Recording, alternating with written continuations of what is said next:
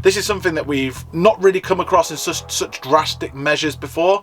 We're thinking we might need to go to a campsite. We need to change things because we're not actually that prepared for winter van life. Everything changes over winter. Van life is completely different from summer to winter.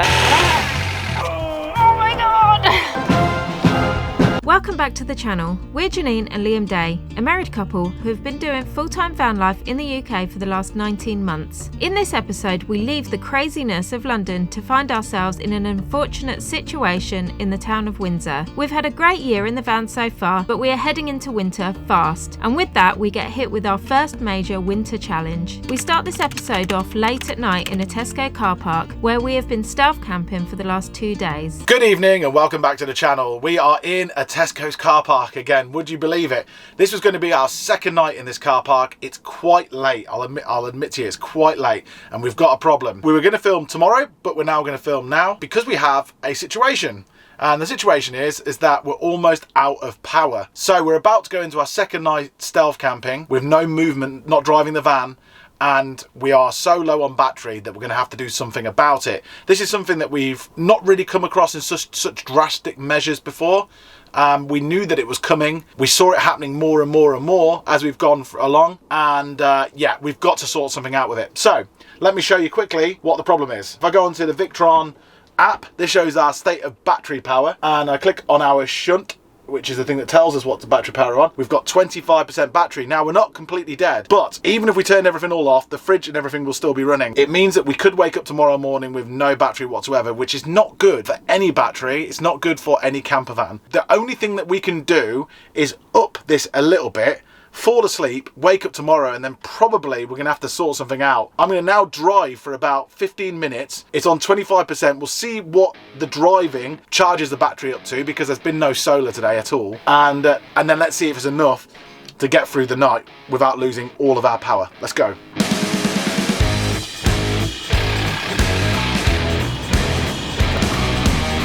Okay, so for any of you who thinks that we're mad, we are actually driving because our battery charges up our lithium batteries. The lithium batteries are the power that we're talking about, the thing that we want to have, the power. They power the whole van. Our lithium batteries are currently on 25%. The alternator charges, whilst we're driving, the lithium battery.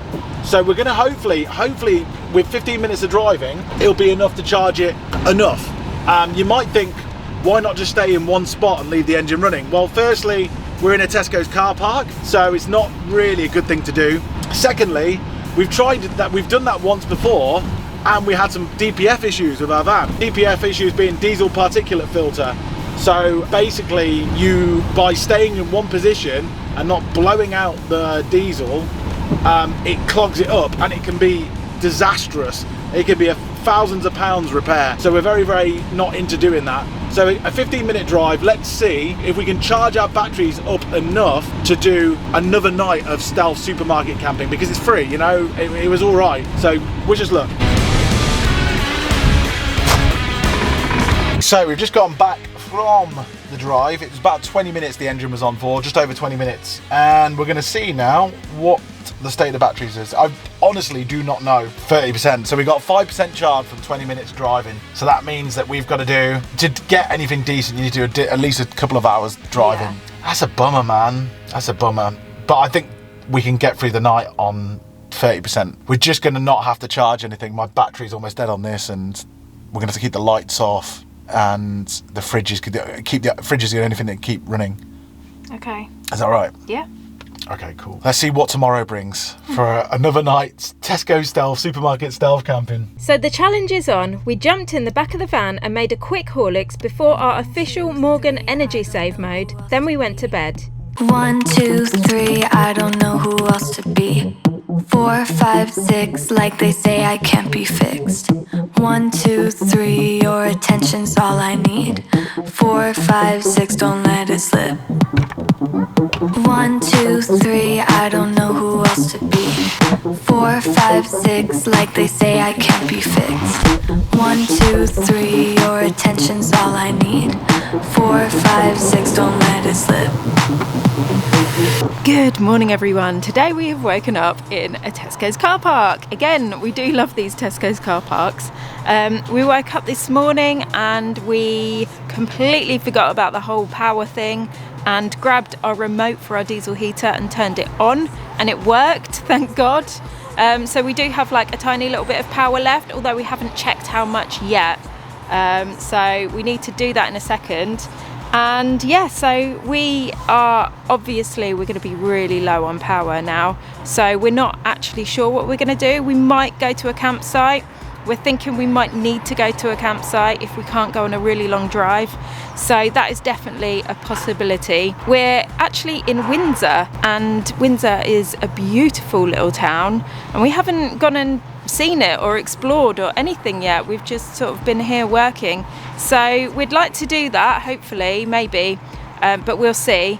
Anyway, I'm going to go inside and check what situation the power is on at the moment. Good morning. Good morning. I was just about to look up what the power situation was. I assume you told them that we put the diesel heater on first thing this morning without even realising. Yeah.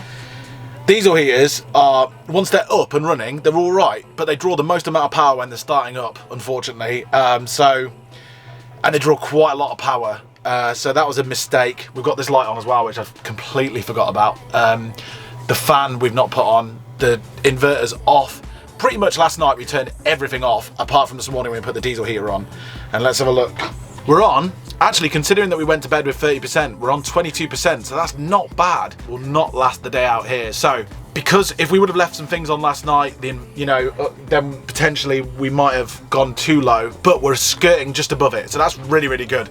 It's not drastic stuff, but we can't do another night wild camping. What this means for us, as far as I'm aware and as far as I'm concerned, is that doing 2 nights without solar, and we could probably just get away with it. Definitely can't do 3 nights wild camping. So that changes things a little bit in the winter. Our setup's good. We've got great lithium batteries, 220 amp hours of lithium batteries.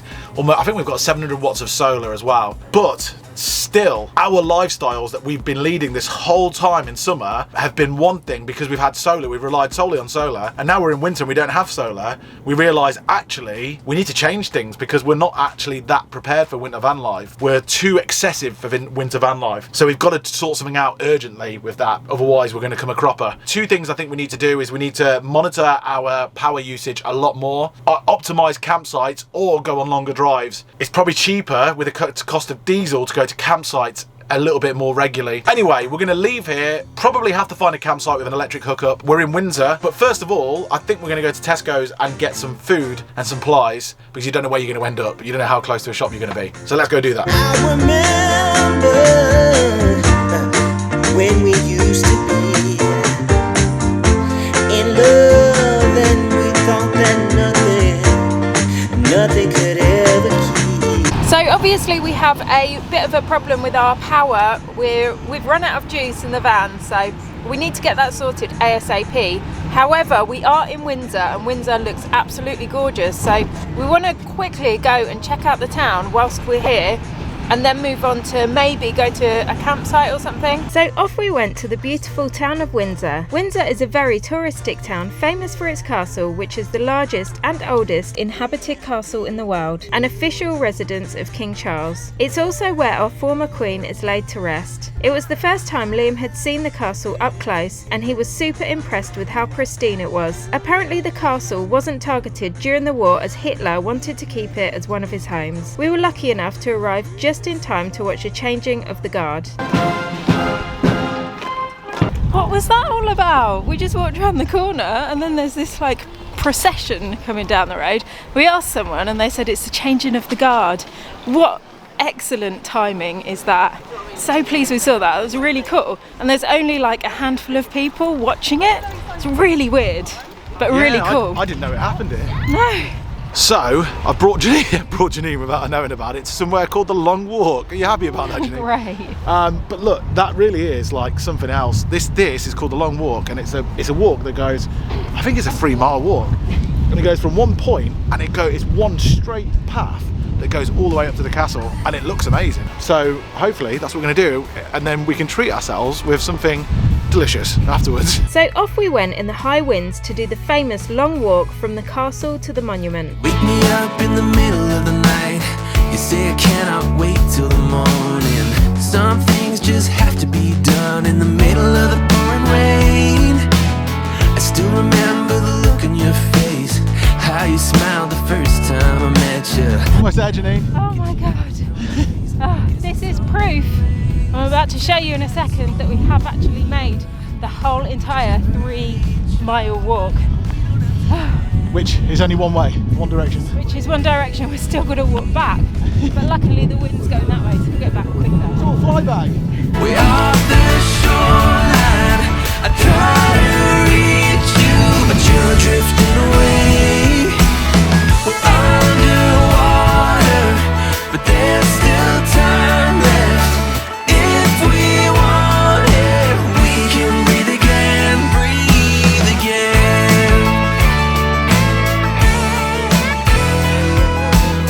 Okay, that's 5.5 miles to that mound, that statue, and back again. That's Windsor Castle. That's actually where Queen Elizabeth has laid to rest. But unfortunately, it costs 26 quid per person to get in. So we're going to be admiring the castle from the outside today, and we're going to go and get ourselves a hot chocolate because Janine is desperate apparently for one. We went to go find a hot chocolate, walking past the castle along the way, noticing some flowers for the Queen recently left by the gates. We found a cafe selling plant-based hot chocolate with whipped cream, so ordered 2 and warmed up in the cafe. Still not knowing where we'll be sleeping tonight and how we will get power for the van, Liam made a couple of phone calls. Okay, so hot chocolate's done, and we've had no solar today. So we had a semi sort of backup plan. We thought that maybe if we're leaving a car park and the sun's shining on it, that we won't need to go to a campsite because we will have had the solar would have charged. But we've had no sunshine today whatsoever, so I'm not expecting any rise on the batteries at all. So nearby, I've just called a camper vanning and caravanning club site, and I found a pitch for, I think it's 15 quid and £3 for hookup, so 18 quid all in, which isn't too bad, I think. So we're going to go and head there now. It was a bit of a dodgy phone line, so let's just see what happens. A campsite as our next destination and a heavy hot chocolate in our stomachs, we suddenly realised that we had 12 minutes to get back to the van. We had to run. Oh, it's not like us to have to run somewhere. My feet are killing after all that walking. We've got to run back to the car because we've got like less than 10 minutes to get the van out of the car park, or they'll charge us like £50 or something. Oh, 15, but still, don't want to be charged £15, so we're running now. And I'm not doing a very good job at it either. I'm kind of waddling. I spend my days in despair, for in my mind you're still there. When nights turn cold and blue, how will I live without you? Talk about leaving in a flipping hurry. My God.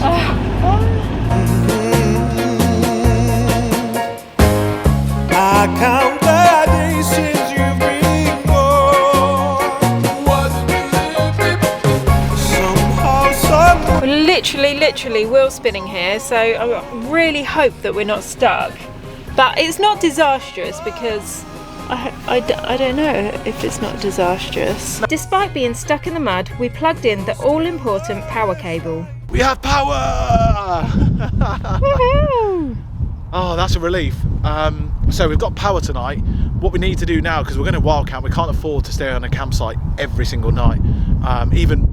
It's got to be like once a week if we can get away with it. Everything changes over winter. It's just completely, van life is completely different from summer to winter. You really have to think about what you're doing when you get no sun. You rely on sun. Sun is God when you're van lifing and you're relying on solar.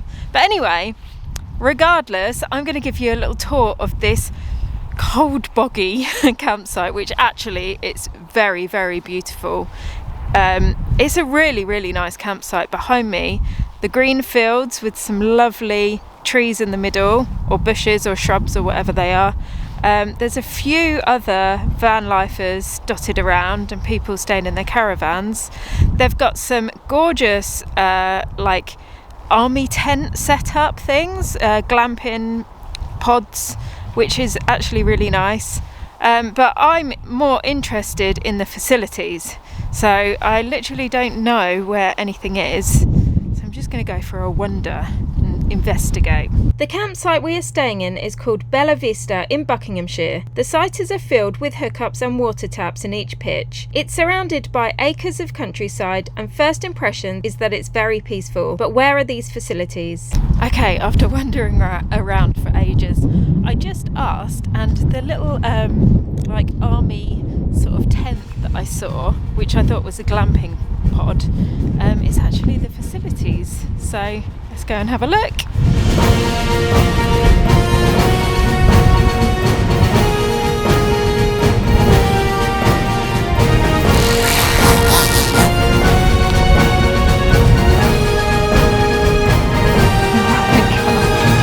How strange is this?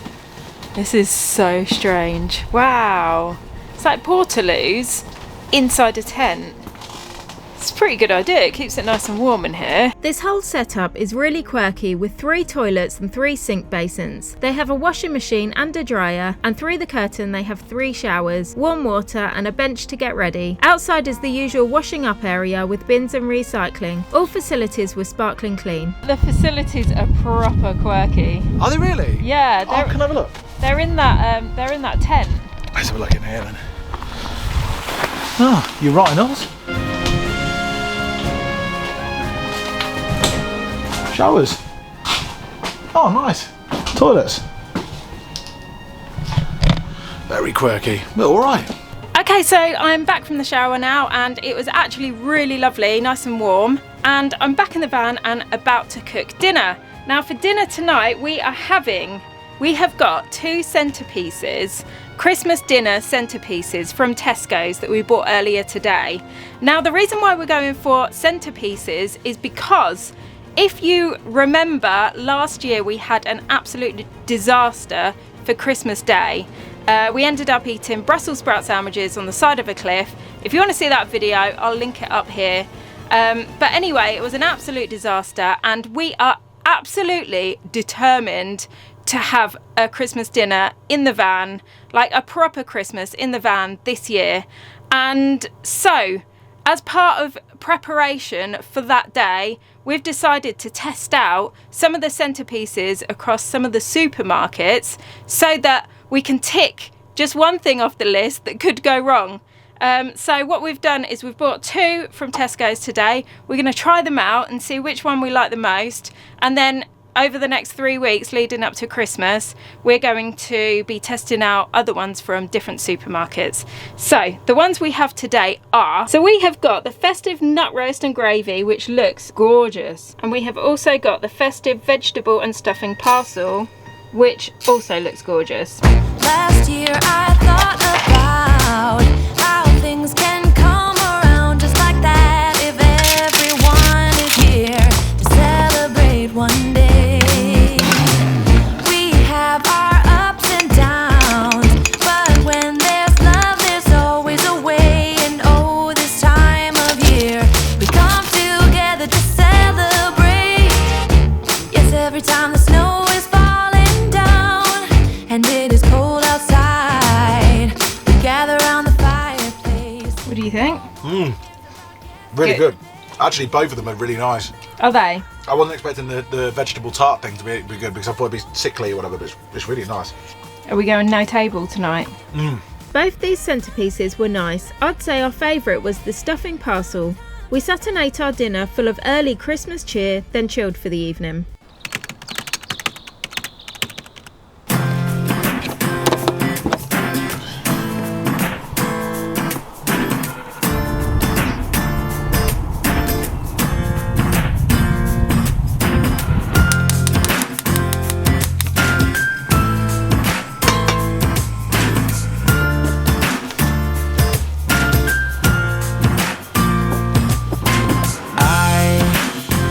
Don't care what comes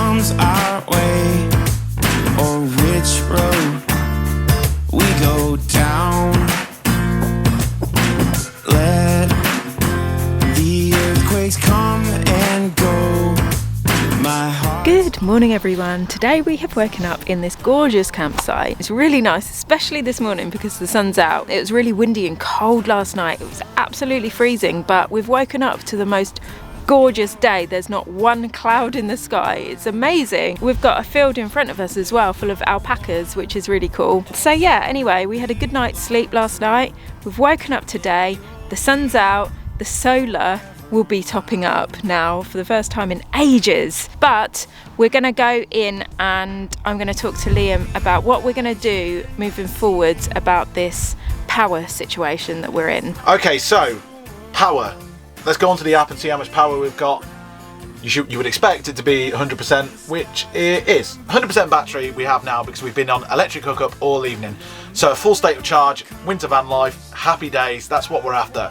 So based on our recent events, on the worst day possible where we've had no solar, that's going to last us 2 nights. If we're really strict and careful from the get-go, we could do 3 nights. So obviously we want to do that. That means that we would have to go to, no matter what happens, we'd have to go to a campsite twice a week, which is okay if we can find cheap campsites. It's doable, it's viable. Other things that we need to do is we need to stop using power where power's not necessary. So the air fan, the max air fan, as far as I'm concerned, is more of a summer thing because it uses so much power. So we need to be careful of that. We've got to keep the fridge and the freezer on because it's a freezer. The biggest thing that we're going to be doing is watching our light usage. We've got white lights in here and they use up more amps. And we need to keep the inverter off. From now on, the inverter's staying off, probably for the whole of winter, because that uses up the most amount of power, which means our 3-pin plugs need somewhere else to go. Charging laptops and stuff, we're full-time YouTubers, we use a lot of technology, we need charger things all the time. We'll either go into cafes and do that if we can. If we don't, we need something else to charge it with,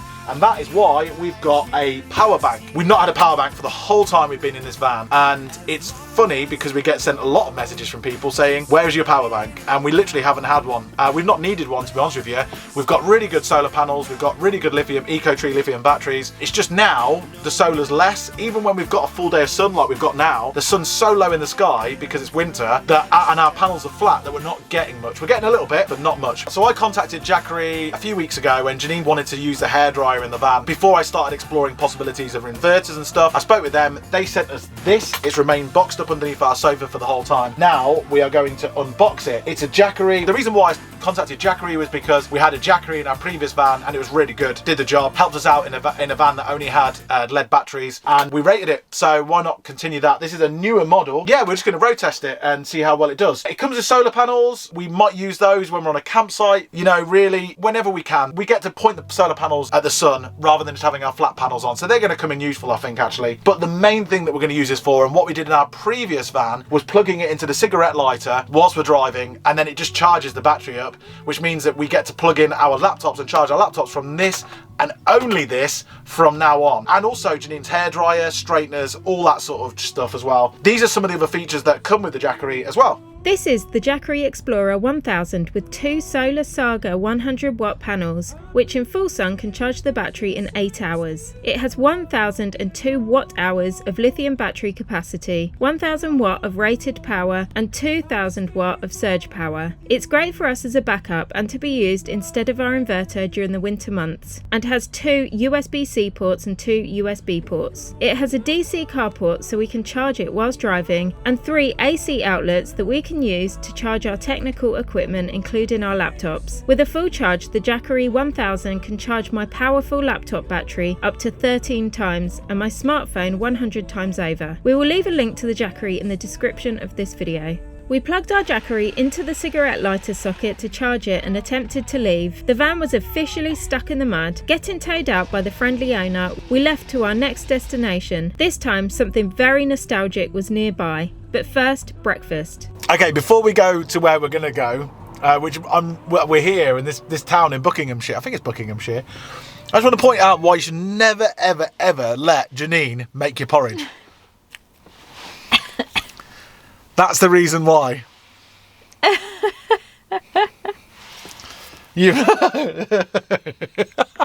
It's like a jar of peanut butter. It's so thick. I mean, I'm not complaining too much because I quite like it thick, but this is the thickest porridge I've ever had by a mile. I don't know how you've done it. It's like eating like a deconstructed cake or something. I set out on a road that I built with my own two hands. Okay, so if you hadn't already guessed it, we are at the Roald Dahl Museum. Yes, we're at the Roald Dahl Museum. We didn't actually know this existed until we went to the campsite that we went to yesterday, and we found out that it was close by, and we both got so excited because these are the books of mine and Liam's childhood. I grew up on these books and I absolutely love them, even down to this day. They are brilliant. So this is actually where Roald Dahl used to live. So he used to, imagine the BFG walking down these streets here and looking into the houses and blowing his bubbles of dream potion or whatever it is. But anyway, we're going to go in the museum and find out even more about Roald Dahl. So, when in Rome, we went off on this spontaneous trip to find out more about Roald Dahl, who actually lived in this town, Great Missenden, for decades. Roald Dahl had been referred to as the greatest storyteller for children of the 20th century. Liam and I both loved his books growing up, and between us, we think we may have read them all. Roald Dahl lived in this town in what he called the Gypsy House, which actually resides within the museum in its original state. It was here that he wrote potentially his two most famous books, The BFG and Charlie and the Chocolate Factory. But as time was knocking on, we had to sadly leave and go to find our park up before it gets too late. Good morning everyone from the Cotswolds, a car park in the Cotswolds. We are moving on to Adventures New. We're going to keep an eye on the power from now on. Janine's got the Jackery going in there now with her laptop as she's editing this very video so you can watch it on Sunday. We are off now. We've got like, we just realised a month till Christmas. So we are going to go on full on festive. We've got so much stuff planned, so many awesome things to do. I hope you enjoy this video. Don't forget to subscribe if you liked what you saw. The subscription button's just below the video here. And we'll see you in the next one. Can you guess where we're going? Found what we're looking for in life. Call us crazy, but things are finally right.